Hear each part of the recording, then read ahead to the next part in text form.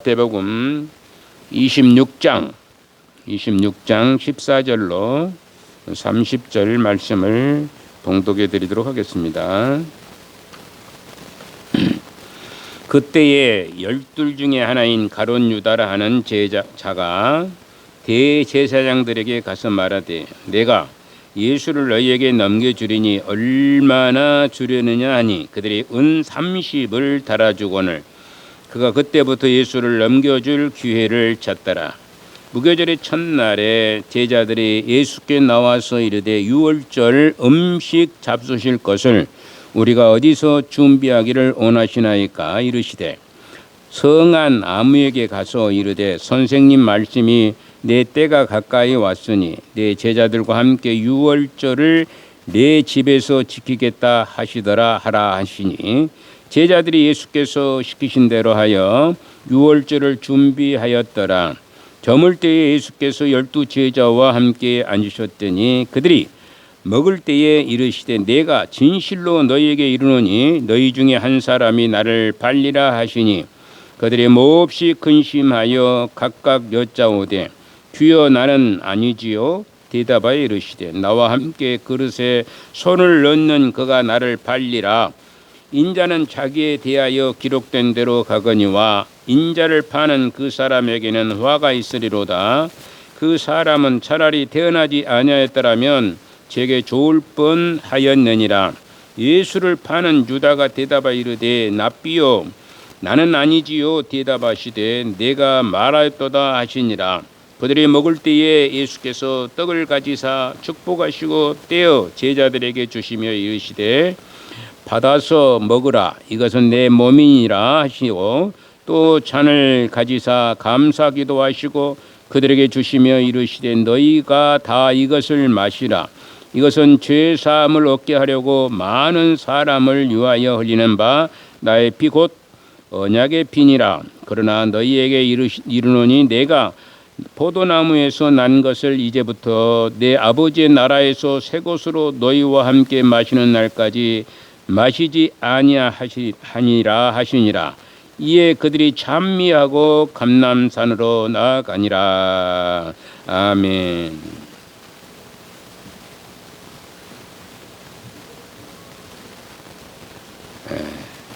오늘 최후의 성만찬에 대해서 얘기를 하고 또 가룟 유다가 예수님을 팔아버리는 그런 것들을 생각을 하려고 합니다. 우리 예수님께서는 대제사장들이 보낸 병사들에게 붙들리시기 전에 제자들과 함께 마지막으로 유월절 만찬을 가지시게 되는 것을 보게 됩니다. 원래 유월절의 의식은 이스라엘 백성들이 출애굽할 때 어린 양을 물손주에 바르고 또 죽음의 고난을 피하고 살아난 사건을 기념한 그런 날이고 의식이 바로 유월절 의식입니다. 그런데 우리 주님께서 이 유월절 식사를 통해서 새로운 의식으로 바꾸신 것을 보게 돼요. 이것은 유월절로 불리는 이 의식 속에 마지막으로 예수님은 기독교인들의 최후의 성찬 의식이 된 것이라고 최초의 성찬 의식이 된 것이라고 할 수 있는 것을 볼 수 있습니다. 출애굽 시에 이스라엘 백성들이 어린 양의 피로 애굽에서 해방되어서 구원을 얻은 것과 같이 이제 모든 사람들이 하나님의 아들이신 예수님의 피로 말미암아 구원에 이르게 된 것이라는 얘기를 하고 있는 것입니다. 즉 그를 믿는 모든 자에게 여기에 속하는 것이죠. 그를 믿는 모든 자는 바로 구원에 이르게 된다는 것을 말씀하고 계시죠. 유월절 어린 양도 마찬가지로 문소주에 바르고 난 사람들, 그 사람들은 죽음을 피해간 것처럼 예수님을 믿는 자, 이 유월절 어린 양이신 예수님을 믿는 자는 영생에 이르게 된 것을 말씀하고 있습니다. 우리가 저 유명한 레오나르도 다빈치라는 그런 사람의 최후의 만찬의 그림을 보신 분들 꽤 되실 거예요. 이렇게 큰 벽화에다가 그려서 이렇게 보게 되는데 여기에 보면은 아마 거의 한 번쯤은 뭐 보셨을 거예요. 뭐 영화에도 그런 것들이 많이 나오기도 하고 그렇습니다. 그 이 그림에서 가장 돋보이는 분이 누구냐 그러면은 이제 가장 중앙에 있는 예수님, 가장 중앙에 있는 예수님이시고 또 이제 그 양쪽으로 12 제자들이 쫙 이렇게 서 있죠. 원래는 이런 자세는 아니에요. 이렇게 디귿자식으로 되는 거였는데 레오나르도 다빈치가 사람들 전부 얼굴을 보이게끔 하기 위해서 이런 그림을 아마 그리지 않는가 이런 생각을 해볼 수가 있어요. 그래서 이 양쪽으로 쭉 12 제자들을 6명씩 아마 6명씩일 거예요. 그래서 6명씩 이렇게 양쪽으로 이렇게 앉게 해서 성만찬을 하는 그런 그림입니다. 근데 이제 그 다음에 유다를 알 수가 있어요. 유다가 금방 눈에 띄어요. 왜 유다가 금방 눈에 띄냐면은 그런 얼굴이 조금 그 까무스름한 얼굴이고 또 돈깨를 차고 있어요. 돈깨를 차고 있기 때문에 금방 알 수 있는 그 모양이 아닌가 볼 수 있어요. 회개를 받거든요. 유다가 가룟 유다가 회개를 받기 때문에 돈깨를 항상 들고 다니고 예수님 따라다니면서 필요한 것에 이렇게 지불하는 일을 하는 사람이 가룟 유다였기 때문에 이 돈깨를 차고 있다. 그래서 금방 알 수 있는 그런 모양새가 아닌가 이렇게 볼 수 있습니다. 이 가룟 유다가 은 30의 대제사장에게 예수님의 목숨값을 받고 팔아버린 거예요. 은 30을 팔아버린 것입니다. 그래서 이제 교회는 사실 이 회개를 보신 분들이 가장 믿음이 좋은 사람이 아니면 사실 회개 볼 수가 없는, 우리 교회는 뭐 그런 것도 없이 뭐 평생 동안 지금 하고 있는데 힘들죠. 회개 보기가 참 힘들어요. 다른 사람이 볼만한 사람이 없다 보니까 또 볼만한 사람도 뭐 안 볼 수밖에 없고 안 보고 그러니까 돌아가면서 이렇게 보는 것이죠. 예전에 저쪽에 있었을 때는 이제 그 1년에 2년씩 교대를 해요. 교대를 해서 돌아가면서 이제 뭐 집사님들, 권사님들, 또 안수 집사님들 이런 식으로 이렇게 돌아가면서 이렇게 했었어요. 근데 여기는 이제 뭐 그럴 만한 여유가 없다 보니까 15년 동안 지금 하고 있는 가운데 있지만 그 이전에도 있었을 것이고 그런 상황이 되는 것을 볼 수 있습니다. 가장 그 믿음이, 그런데 이 가룟 유다가 그런 사람이었다, 이렇게 아마 열정적인 사람이 아니었는가 이런 생각도 해볼 수가 있는 것입니다. 이스라엘 백성들은 사실 이제 이사야를 통해서 한 사람을 보게 됩니다. 한 사람을 보게 되는데 그는 아주 연약한 몸으로 이 세상에 태어났어요. 아주 연약한 몸으로 이 세상에 태어났고 그가 이 세상에 살면서 환난과 질고를 많이 겪었고 참으로 이제 볼품도 없어요. 사실 볼품도 우리가 예수님 보면은 그 사진에 보면은 참 뭐 그럴듯하게 이렇게 얼굴을 이렇게 만들어 놨는데 사실 그건 정상적인 것이 아니죠. 어떻게 보면은 굉장히 빼빼 말라 있는 상태고 거무스름한 그런 그 갈색 인종이죠. 갈색 인종으로 되어 있기 때문에 그 유대인들은 거의가 갈색 인종, 원래 유대인들이 나중에 이제 막 뒤죽박죽 돼 가지고 뭐 백인도 있고 뭐 흑인도 있고 막 그러지만은 이제 그때 당시는 아마 틀림없이 갈색 인종이 아닌가 이렇게 생각을 해볼 수가 있어요. 그런데 이런 볼품도 없고 아무도 귀하게 여기지도 않아서 흠모할 부분도 이제 하나도 없었다라고 이사야 선지자가 얘기하고 있어요. 볼품이 없어요. 뭐 보기에 뭐 그렇게 아름답게 보이는 것도 아니고 그 훌륭하게 보이는 것도 아니고 그러는 것이다 이런 얘기입니다. 그런데 어느 날 이분은 무지막지하게 채찍을 당했는데 이제 알고 보니까 모든 사람들의 죄를, 우리 모든 사람들의 죄를 위해서 대신해서 그 매를 다 맞으신 것이라 이렇게 말씀할 수가 있습니다. 그런데 이스라엘 백성들은 도무지 이 슬픔의 사람이 누구인지를 알지를 못한 거예요. 이 슬픔의 사람, 정말 매를 다 맞으시고 고난을 당하고 고통을 당하신 분이 누구인지를 알 수가 없는 것입니다. 지금까지 그들은 아주 연약한 슬픔의 어린 양을 잡아서 제단에 올려놓고 있는 행사를 하고 있어요. 어린 양, 조그마한 어린 양, 1년 된 정도 된 어린 양을 잡아서 이제 유월절 행사를 하는 거예요. 그걸 그래서 나누어 먹기도 하고 그러는 겁니다. 그들 나름대로 그 예전에 유월절을 기념하면서 출애굽 당시에 행했던 것을 되새기면서 하나님께 영광의 예배를 드리고 있었습니다. 그때까지도 그런 예식을 이렇게 의식을 치르고 있었던 것이죠. 그때도 예수님이 오신 뒤에도 그런 일을 하시고 있었던 것을 볼 수 있습니다. 그러나 우리 기독교인들은 이것을 행하지 않고 예수님께서 제정하신 새로운 유월절, 그것이 바로 성만찬식을 하게 되는 것입니다. 이것은 예수님께서 최후의 만찬 때에 이미 제정해 놓으신 것이라 이렇게 말씀할 수가 있죠. 예수님은 그동안 약 1500년 동안 지켜왔던 어린 양으로 유월절을 지켜온 그 양임을 아셨던 것입니다. 그래서 세례요한은 예수님을 보았을 때 보라 세상 죄를 지고 가는 하나님의 어린 양이로다 이렇게 이제 소리를 쳤던 것을 볼 수 있어요. 사실 이 한마디가 무려 1500년 동안 이스라엘이 풀지 못했던 비밀의 문이 열리게 된 것입니다. 열리게 된 것이에요.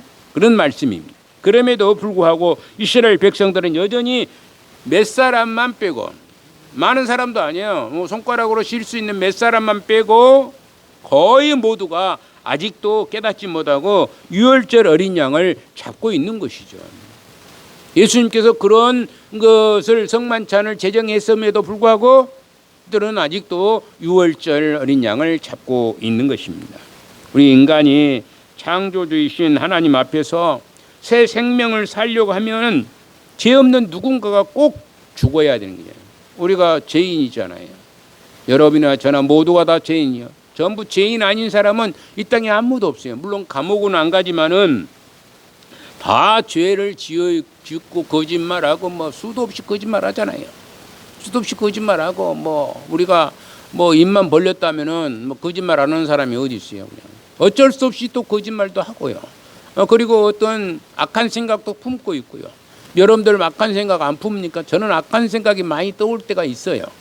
그런데 여러분들은 뭐 아주 선하신 분들이기 때문에 그러지 않을지도 모르겠지만은 저는 그렇게 약해서 그런 악한 생각도 떠오를 때가 있고 하나님 이런 생각을 왜 내게 주십니까라고 막 하나님 앞에 기도하고 이런 생각을 제발 없게 해달라고 하나님 앞에 간구하고 그러기도 합니다. 그래서 우리 인간은 모두가 다 너나 나나 할 것 없이 다 죄인인 거예요. 그렇다고 해서 뭐 우리가 뭐 감옥에 들어가서 뭐 10년, 20년 사는 것은 아니지만은 돌아다닐 수 있고 그러는 거예요. 그런데 모든 악한 자들을 이제 하나님께서 이제 구원해내는 그런 역사가 바로 어린 양으로 이제 십자가에 죽으시고 말게 되는 것이죠. 우리 인간이 창조주신 하나님께서 이렇게 새 생명으로 살려면은 어찌할지 죄 없는 누군가가 죽어야 되는데 죄 없는 누군가가 누구이겠어요?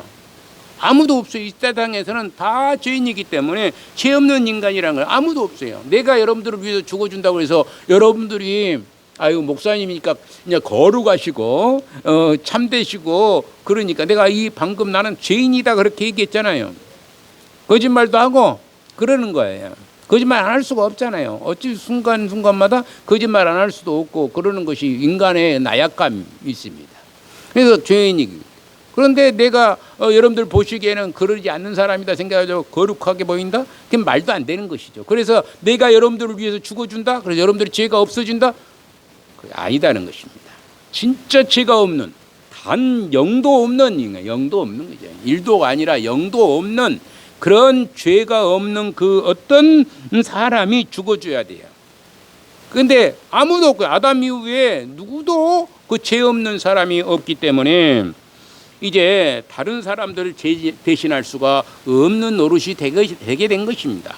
그래서 하나님은 딱 한 가지 방법을 택하시고 죄 없는 당신의 아들을 이 땅에 보내셔서 그 일을 감당하시게 한 것이에요. 하나님의 아들, 죄가 없잖아요. 죄가 없는 그분을 통해서 이런 모든 일을 행하게 하신 것이에요. 예수님은 이 땅에 오신 목적이 출세를 위해서 모든 사람들은 다 뭔가 좀 높은 자리에 올라가고 싶은 여러분들도 아마 주어주기만 하면은 높은 자리에 올라가고 싶지 않은 사람이 없어요. 나는 못해. 그런 사람이 없을 거예요. 여러분들한테 하면 국무총리 제의가 들어온다면은 어떠겠어요? 못 오겠다고. 나는 무식해서 못 오겠다고. 그런데 아주 앉혀놓으면 자리가 일을 하는 거예요. 여러분들 자리가 일을 하는 겁니다. 자리가 있으면 그 다 일을 하게끔 돼 있어요. 못 올 것 같으죠. 근데 좀 인기는 없을 수 있죠. 인기는 못 얻을 수 없지만은 그래도 할 수는 있는 것입니다. 사람들 잘 쓰면 되는 거예요. 우리나라 대통령도 마찬가지예요. 자기가 못 오면 자기가 다 할 수 있어요. 대통령이 자기가 무엇을 다 합니까? 못 옵니다. 그렇기 때문에 사람을 요소요소에 잘 써서 일을 잘하면 되는 거, 잘하게끔 하면 그것이 지도자가 되는 것이고 자리에 앉아 있는 사람의 해야 될 모습인 거예요.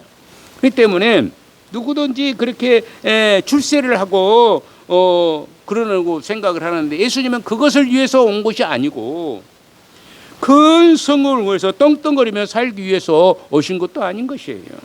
오직 모든 인간을 대신해서 그들의 죄를 짊어지시기 위해서 슬픔의 사람으로 이 세상에 오신 분이 바로 예수님이신 거예요. 얼마 살지를 못했어요. 그래서 슬픔의 사람으로 오셨기 때문에. 예수님은 당신이 십자가에 죽으시기 전에 제자들에게 무언가 중요한 것을 알려주시려고 하였습니다. 뭔가 원하신 거 있어요. 그것은 예수님 당신이 십자가에서 운명을 달리하실 것은 하나님의 거룩한 뜻이라는 것이죠. 나는 십자가에 죽는다는 것을 말한 거예요. 제자들에게. 근데 제자들은 그걸 뭔 말인지 몰라요. 그 말을 했는데도 뭔 말인지 몰라요. 그럴 수 없나이다 하고 있고 그러는 거예요. 왜 죽어야 되는지를 알 수 없는 것입니다. 하나님의 거룩한 뜻이고 우리 모든 인간의 죄를 대신하는 죽음이라는 것이죠. 그리고 더 중요한 것은 예수님 반드시 죽음에서 부활하셔서 당신의 제자들과 다시 만나게 되실 것이라는 그런 사실을 얘기한 겁니다. 다시 내가 너희들과 다시 만나게 된다라고 얘기하는 겁니다. 그럼에도 이게 제자들은 그런 것에 대해서 전혀 의식이 없는 겁니다. 전혀 깨닫지를 못하는 거예요. 안타깝게도. 그동안 수도 없이 예수님은 이런 얘기를 했을 것이에요. 어쩌면은. 저는 자세히는 알 수 없지만은 성경에는 많이 그렇게 계속 다 기록을 해놓지 않았지만은 다 기록을 했으면은 요한 사도가 보면 책이 이 땅 어디에다 두지도 못할 정도로 엄청난 분량이라고 얘기를 했을 거예요. 했었는데 정말로 그동안 많은 얘기를 했었을 것입니다. 그럼에도 불구하고 예수님은 이제 주님의 제자들에게 이 말씀을 제자들에게 전할 것이지만은 그들은 이 말씀이 무슨 말씀인지 도통히 알 수가 없었다. 수도 없이 얘기했을 거지만은 이 말이 무슨 말인지. 죽었다가 다시 살아난다. 이 도대체 무슨 말이야? 십자가에서 죽어버렸는데 어떻게 다시 살아나냐? 그런 식인 게 된 것입니다. 그럼에도 불구하고 예수님은 이제 제자들과 마지막인 성만찬을 하시게 된 거예요. 모를지라도 이제 예수님은 그 당신의 시간에 맞춰서 당신의 뜻에 따라서 이렇게 성만찬을 진행해 나가고 있는 것입니다. 이때 예수님은 떡과 잔을 가지고 이것은 내 살이고 내 피라고 하시면서 제자들에게 먹고 마시라고 이렇게 말씀하시고 있는 것입니다. 그래서 예수님이 식사하신 것은 마지막 만찬이면서 최후의 성만찬이 된 것이에요. 최후가 아니라 최후의 성만찬 그러다 보니까 제가 자꾸 말이 헷갈리는데 최초의 성찬식이 되는 것입니다. 자, 그래서 그때 식사는 곧 하늘나라의 식사가 되게 되는 것이죠. 하늘나라의 식사, 성찬은 하늘나라의 식사가 되는 거예요. 여러분들이 성찬에 참여할 때에 그건 하늘의 음식을 먹는다는 생각을 가지고 있으셔야 된다. 땅의 것이지만은 이것은 하늘의 것이다라고 상징적으로 말씀하고 있기 때문에 하늘의 식사를 하고 있는 것입니다. 우리는 이 귀한 성찬을 할 때, 여러분들 성찬을 할 때 그래서 이제 주님께서 주님이 누구이신지를 분명히 알고 성찬에 참여해야 되는 것이고 또 내가 왜 이 성찬을 맞이하는 것인지 그것도 분명하게 인식하고 성찬에 참여해야 되는 것입니다. 그런 복된 자들이 저와 여러분들에게 있어지기를 소망을 드리는 것입니다. 그리고 예수님께서 본격적으로 맞이하시는 순환의 시간은 가룟 유다가 배신하는 것에서부터 시작이 되는 거예요. 가룟 유다가 이제 배신을 해요. 가룟 유다가 배신을 하는 그 순간부터 이제 드디어 예수님은 순환의 시간이 다가오기 시작한 겁니다. 물론 그 전에도 순환의 시간이 있었지요. 그러나 진짜로 순환의 시간은 십자가의 죽으심이거든요. 근데 그때가 바로 가룟 유다가 이제 배신하는 것부터 시작이 되는 것이죠. 우리가 살아가는 동안에 가장 고통스러운 때가 있다면 아마 믿었던 사람들에게 배신을 당하는 것이 아닌가 생각해 봅니다. 내가 철저히 믿었거든요. 여러분들 그 투자라는 것을 아시죠? 투자를 하래요. 그런데 내가 믿기 때문에 그 사람을 믿기 때문에 돈을 자기 거 있는 것 없는 것 다 모아가지고 딱 털어넣습니다. 예전에 저희 저쪽에 있는 교회 전임, 저희 전전임인가 돼요. 전전임인가 되시는데 그분이 뭐 땅 투기를 서울로 이사를 갔어요, 양반이. 그래서 땅 투기를 했었다고 그래요. 나는 그런 것을 전혀 몰랐어요. 물론 모르고 나중에 얘기 들었는데 땅 투기를 했는 모양이에요. 이게 목사님이니까 어째요?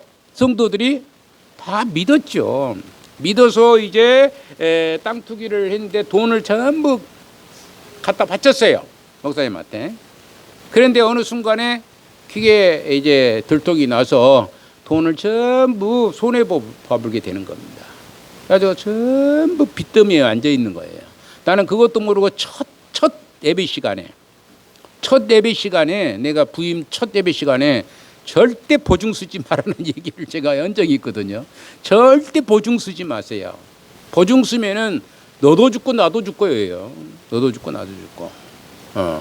그런 것이 아닌 보증은 뭐 상관이 없어요. 근데 물질적인 보증을 쓰게 되면은 이게 설마 그럴리야 하다가 망해버리는 그런 것들이 많이 있거든요.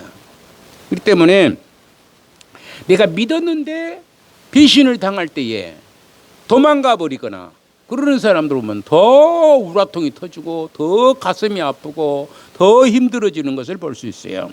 사람이 일부러 배신하거나 하는 사람들은 별로 없어요. 그러죠? 일부러 내가 이런 물론 도둑심보를 가지고 있는 사람들은 그럴 수도 있겠죠. 요즘에 인터넷상에 보면은 또는 전화에다 대놓고 뭐 이상한 그 보이시피싱인가 그런 것들이 나타나 가지고 막 얘기하면은 우리도 한번 그 보이시피싱이라는 게 나와가지고 우리 딸 목소리로 전화가 와요. 신기하죠? 어떻게 그렇게 되는지는 몰라요. 그래가지고 굉장히 어디가 뭐 병원에 다쳤다라고 그런 식으로 전화 오니 깜짝 놀란 것이죠. 그러니까 어서 오라고 이제 그런 거예요. 돈을 이제 가지고 오라는 식으로 이제 아마 그랬는 것 같아요. 나는 안 들었는데 우리 집사람이 들었고 그런 것 같습니다. 그런데 집에다가 이제 지혜롭죠. 얼마나 지혜로웠어요. 우리 집사람이 지혜롭게 딸한테 전화를 해보면 딸이 쌩쌩하거든요. 딸이 쌩쌩. 그래서 제가 우리가 속지를 안 했던 적이 있어요.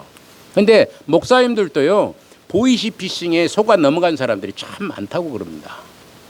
요즘에 그러는데 그래도 여러분들이나 일반인들은 억지로 배신을 하고 억지로 속이려고 한 사람이 거의 드물어요. 그러잖아요. 그런 사람들이 전문적으로 그런 사람들이 있을지는 몰라도 거의 드뭅니다. 어쩌다 보니까 상황이 녹록지 않아 그 결과로 배신이라는 굴레가 씌워주는 것이라고 할 수가 있습니다. 자기가 살기 위해서 어쩔 수가 없어서 그렇게 된 것일 수도 있습니다. 이런 것을 보면서 사람은 믿음의 대상이 될 수 없음을 알게 되는 것이죠. 사람은 믿음의 대상이 될 수가 없어요. 특히 가룟 유다의 배신은 예수님께서 죽으셔야만 하는 직접적인 원인이 되는 것입니다. 가룟 유다의 배신은 예수님이 죽어야 되는 그런 배신이고요. 사람을 죽이는 일에 배신을 해버리는 것입니다. 이것은 실질적으로 복음을 전하는데 참 많은 걸림돌도 되는 것이에요. 이런 복음은 이거 보면은 예수님이 자기 제자 하나도 제대로 변화시키지 못하는 배신을 당했는데 어떻게 세계를 변화시키겠느냐라고 그런 얘기가 많아요. 여기 동네에서야 뭐 농촌에 있기 때문에 그런 소리 저런 소리는 하지를 못하지만은 좀 지식인이라고 하는 사람들은 그런 얘기를 수도 없이 하는 것입니다. 어떻게 세계? 제자 하나도 변화시키지를 못하는데 어떻게 세계를 변화시킬 수 있느냐라고 질타를 하고 이렇게 희롱을 하고 이제 올바른 사람을 말겠느냐고 구설수에 오르게 되기도 하는 것입니다. 14절 16절 한번 읽어볼까요? 그때 12 중 하나인 가룟 유다라 하는 자가 대제사장에게 가서 말하되 내가 예수를 너희에게 넘겨주리니 얼마나 주려느냐 하니 그들이 은 30을 달아주거늘 그가 그때부터 예수를 넘겨줄 기회를 찾더라. 이렇게 가룟 유다가 딱 보니까 은 30에 이제 달아주었어요. 은 30. 뭔 30이 얼마인지는 잘 모르겠어요. 근데 은 30을 달아주거늘 그때부터 돈을 받고 나니까 그때부터 예수를 넘겨줄 기회를 찾게 되는 것입니다. 여기서 우리가 한 가지 궁금하기도 하고 또 이해하기도 쉽지 않은 부분이기도 한 것이 있는데 그것은 12제자들 중에 왜 유독 가룟 유다만 배신을 했느냐 이런 것이에요. 가룟 유다만 이런 방법으로 배신을 했느냐인 것입니다. 예수님은 만찬을 하시면서 너희 중에 한 사람이 팔리라 그랬더니 너희 중에 한 사람이 팔리라 이렇게 얘기했어요. 이때 제자들 모두는 가룟 유다 뭐 다 포함해서 근심을 하면서 나는 아니죠. 그래 나는 아니죠. 이렇게 묻기도 하는 것입니다.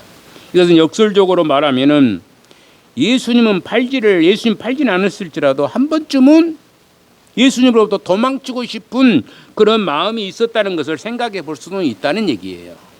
한 번쯤은 다들 예수님 제자들이 도망치고 왜 자꾸 십자가에 죽겠다 그러니 죽을 사람 따라다녀봤자 못하겠느냐 이런 생각도 가질 수 있는 것이에요. 사람인지라.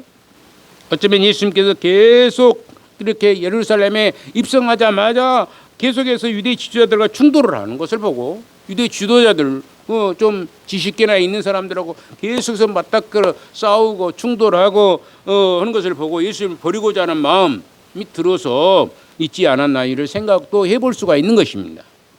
그런데 11제자들은 모른 척하는데 유독 가룟 유다만 자기 발로 대제사장을 찾아가서 예수님을 배신하고 돈을 요구하는 것을 볼 수 있습니다. 돈을 요구하는 것이. 그래서 이런 것을 생각하면서 우리가 단순히 돈이 탐나서 하는 짓은 아니라 생각해 보여야 돼요. 돈을 요구하는데 단순히 돈을 요구한 것만이 아니라는 얘기입니다. 이것은 예수님을 진정 믿고 따르는 자와 믿지 않고 따르는 자와 차이가 되는 것이죠. 진정 믿고 따르는 자. 그래도 예수님을 그래도 예수님 제자들은 11제자들은 그래도 믿음이 있었어요. 그래서 믿고 따르는 것이죠. 그런 마음은 우리가 그러죠. 우리가 믿지만은 속에 있는 마음들은 다른 마음이 있을 수가 있거든요. 그래서 예수님의 11제자는 그런데 예수님의 12제자 중에 하나인 가룟 유다는 진정 믿고 따르지 않았다는 것이죠. 진정으로 믿고 따르지 아니한가. 사실 가룟 유다는 예수님을 자신의 납비로 모시고 따랐다는 얘기예요. 단순한 선생으로만 그가 예수님을 따른 이유는 예수님의 가르침이 훌륭하고 그래서 예수님의 가르침이 남보다 더 특출하거든요. 그 때문에 훌륭하고 기적의 능력이 있고 이스라엘을 바로잡을 능력이 있다라고 믿었기 때문에 그러는 겁니다. 그런 예수님이 하나님의 아들이신 것을 믿었거나 자기의 죄 문제를 이제 해결할 분으로 보지 않았다는 것을 말하고 있는 것입니다. 가룟 유다가